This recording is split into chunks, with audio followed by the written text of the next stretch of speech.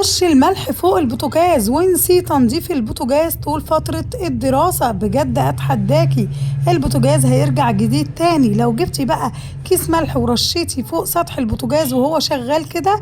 بجد الفكرة دي هتعجبك قوي قوي. ندمت اني ما كنتش اعرفها من زمان لانها بجد فكرة جميلة جدا. تابع الفيديو للنهاية يا قمر وانت هتستفيدي، ولايك من ايديك الحلوة. مبدئيا البوتاجاز زي ما احنا شايفين شلت كده من عليه الحوامل بتاعته تمام، ومحتاج تنظيف زي ما احنا شايفين اهو. لازم نشغل عيون البوتاجاز كده ونسيبها مثلا لمدة دقيقتين 3 لغاية ما سطح البوتاجاز كده يسخن معانا.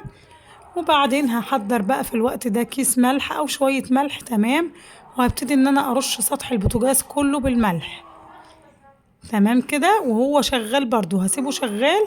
بعد كده هطفي عليه النار وهي سخنة بقى العيون كده هجيب الازازة الخل اللي معايا دي وابتدي اضيف شوية خل كده فوق سطح البوتاجاز وهو سخن معايا عشان يطلع الدهون اللي فيه وينضف بسرعة البرق تمام كده. بعد كده هحضر معايا السلكة وصابون المواعين العادي جدا. صابون انا بستخدم صابون مواعين سايب يعني رخيص جدا مش غالي. بتستخدمي بقى معلب جاهز اي حاجة براحتك تمام. ومعايا سلكة المواعين بقى وضفتها في الصابون السائل اللي معايا بتاع المواعين وشارياه سايب بيتباع تقريبا الكيلو ب7 جنيه تمام كده. وهبتدي ان انا ادعك بقى البوتاجاز كده بالملح وهو عليه مع الصابون مع السلكة بتاعتي. بعد احضر قماشة او فوطة مطبخ تكون مبلولة مية بسيط وابتدي ان انا امسح سطح البوتاجاز كده وانضفه. بعد كده اجيب قماشة بقى ناشفة خالص ما فيهاش اي حاجة وانشف سطح البوتاجاز بتاعي بالطريقة دي كده.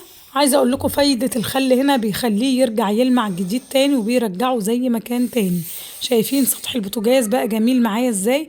الناس الحلوة بقى اللي تعرف طريقة لتنظيف عيون البوتاجاز تكتب لي في الكومنت وكلنا بنتعلم من بعض. هنرجع بقى الحوامل بتاعة البوتاجاز مرة تانية وهنشغل العيون ونطمن ان ما شاء الله كل العيون شغالة معايا تاني اهي. ولعتها كلها بالمنظر اللي انت شايفاه ده. شايفين ما شاء الله. وكده بقى اطمنا ان البوتاجاز رجع جديد تاني. وتعالوا بقى نعمل مع بعض وصفة حلوة جدا جدا هتعجبك قوي.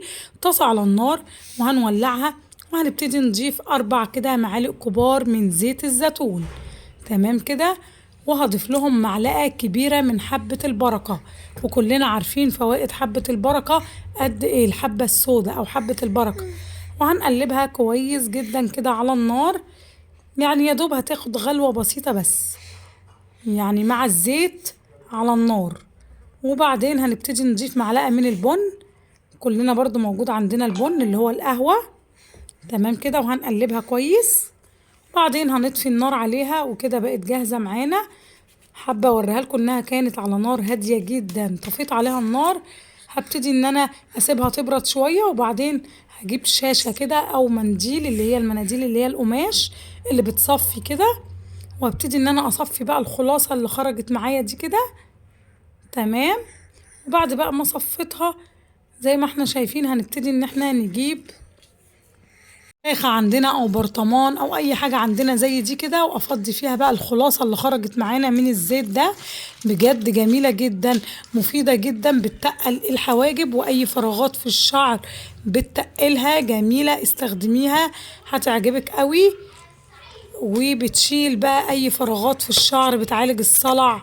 جربيها ومشطي شعرك عادي. وبالليل كده ادهنيها على حواجبك عشان تتقلها. سلام.